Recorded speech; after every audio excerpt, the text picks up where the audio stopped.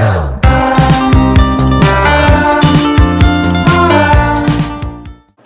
Guys, welcome back to my channel. जिन लोगों ने पिछला एपिसोड नहीं देखा है प्लीज जाके देख लो। आज हम लोग बात करेंगे पहले अध्याय के बारे में, जो है अर्जुन विषाद योग। पिछले वीडियो में हम लोगों ने डिस्कस किया था प्रीफेस, जिसमें हम लोग को पता लगा गीता के बारे में कि वो कितना सरल संस्कृत में लिखा हुआ है, इजी टू अंडरस्टैंड है, सभी के लिए है।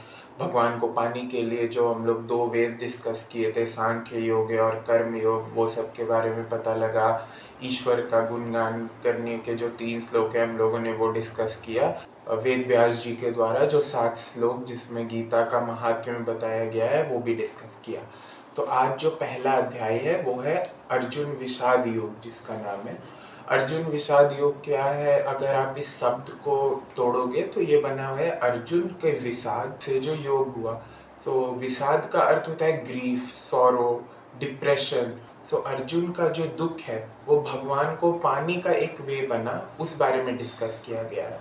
तो अगर आप पहला चैप्टर को इंडेक्स के थ्रू देखोगे तो इसमें 4 बातों का जिक्र किया गया है। तो सबसे पहले अध्याय को पढ़ना शुरू करोगे तो आपको पता लगेगा कि ये जो पहला अध्याय है वो संजय के द्वारा नैरेट किया जा रहा है। तो संजय इस पहले अध्याय के नैरेटर है। संजय जैसे आप लोगों अगर महाभारत देखा होगा तो पता होगा कि संजय जो है उनको दिव्य दृष्टि प्राप्त थी।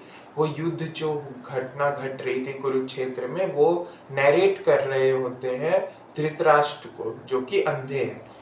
दोनों सेनाओं के प्रधान शूरवीरों की गणना और सामर्थ्य का कथन हो रहा है, जो संजय धृतराष्ट्र को बता रहे हैं, या फिर दुर्योधन और द्रोणाचार्य के बीच का कॉन्वर्सेशन है। जब आप इससे आगे बढ़ोगे तो सेकेंड पार्ट में किस बारे में डिस्कस हो रहा है? इसमें डिस्कस हो रहा है कि युद्ध शुरू होने से पहले जो शंखनाद होता है, जैसे कि हम लोगों ने देखा नहीं था कि शुरू होने से पहले शंख बजाते हैं सारे। इसमें बात हो रहा है कि किन किन योद्धाओं ने कौन कौन से शंख बजाए और इसमें सभी का नाम का मेंशन किया गया है। इसके बाद जब हम आगे बढ़ते हैं तो होता है कि अर्जुन जो है वो श्री कृष्ण को बोलते हैं कि भगवान आप जो है वो रथ को दोनों सेनाओं के बीच में ले जाकर के खड़ा कर दीजिए। तो श्री कृष्ण वैसा ही करते हैं।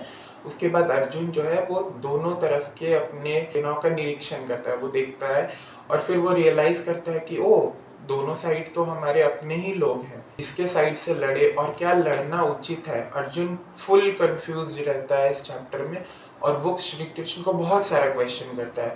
वो क्वेश्चन कर रहा है क्या लड़ना मेरा धर्म है? क्या लड़ करके हम लोगों को स्वर्ग प्राप्त हो सकता है? क्योंकि हम तो अपने फैमिली वालों को ही मारेंगे, फैमिली वालों की हत्या होगी इस युद्ध में। वो क्वेश्चन करता है मेरे गुरु हैं उस तरफ जिनसे हमको सभी तरह की शिक्षा मिली है, क्या गुरु हत्या करना पाप का भागी बनना नहीं है? वो क्वेश्चन करते हैं कि कौरव लोग तो लेवल तक नीचे गिर गया है, क्या हम लोगों को भी उस लेवल पर गिरना सही है? इस तरह से वो श्री कृष्ण को बहुत सारे क्वेश्चन करते हैं। पहला अध्याय का पहला श्लोक ही ऐसे ही शुरू होता है, धर्म क्षेत्रे कुरुक्षेत्रे समवेता युयुत्सव मामका पांडवश्च किम कुर्वत संजय। तो यहाँ पे धृतराष्ट्र बोल रहे हैं, हे संजय, धर्म भूमि कुरुक्षेत्र में जो एकत्रित युद्ध की इच्छा वाले मेरे और पांडव के पुत्र जो है उन्होंने क्या किया। तो वो संजय से हालचाल जानना चाह रहे हैं बेसिकली कि कुरुक्षेत्र के मैदान में क्या हो रहा है वहां पर।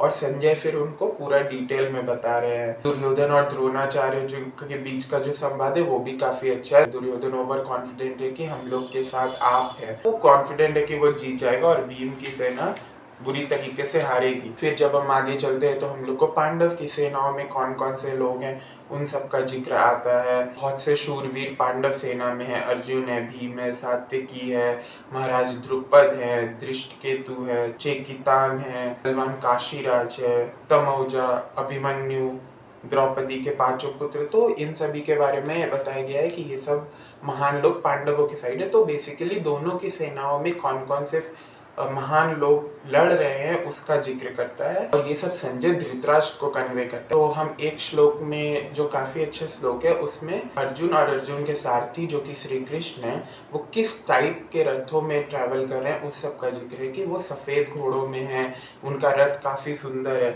तो बहुत अच्छे से ये मेंशन है।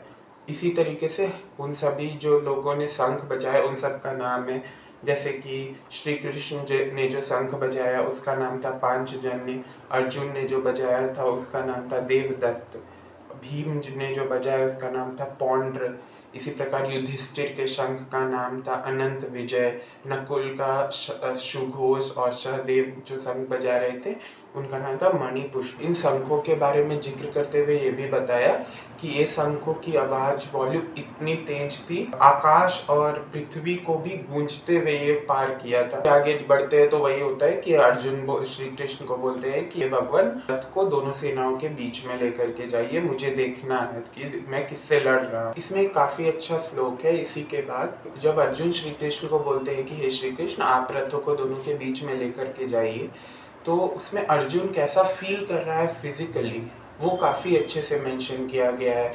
अर्जुन कह रहे हैं कि उनके अंग शिथिल पड़ रहे हैं, यानी वो मूव नहीं कर पा रहे हैं अपने अंग को, उनका मुख सूखा जा रहा है, उनके शरीर कांप रहा है, उनका हाथ से गांडीव व धनुष गिर रहा है, त्वचा बहुत जल रही है और उनका मन भ्रमित हो रहा है। तो ये काफी अर्जुन को ह्यूमनाइज करता है। He is getting cold feet, he is getting nervous, जैसे कि सब लोगों के साथ होता है। तो ये अर्जुन को काफी रिलेटेबल कैरेक्टर बनाता है कि वो श्री कृष्ण को कह भी रहे हैं कि इस युद्ध में सभी लोगों की मौत हो चुकी होगी, तो अगर हम जीत भी जाते हैं तो उस युद्ध का कोई पॉइंट नहीं है। चैप्टर के अंत होते होते हम लोग देखते हैं कि अर्जुन क्या करते हैं, वो अपने धनुष को छोड़ करके रथ के पीछे वाले पार्ट में जाकर के बैठ जाते हैं, वो गिव अप कर देते हैं बेसिकली। पहले अध्याय में जो जो क्वेश्चन अर्जुन श्री कृष्ण जो है पूछते हैं, इन सब का उत्तर श्री कृष्ण देते हैं दूसरे अध्याय में। दूसरे अध्याय का नाम है सांख्य योग। एक और चीज जो चैप्टर 1 को बहुत खास बनाती है, इसमें अर्जुन एडजेक्टिव यूज करते हैं उनके लिए।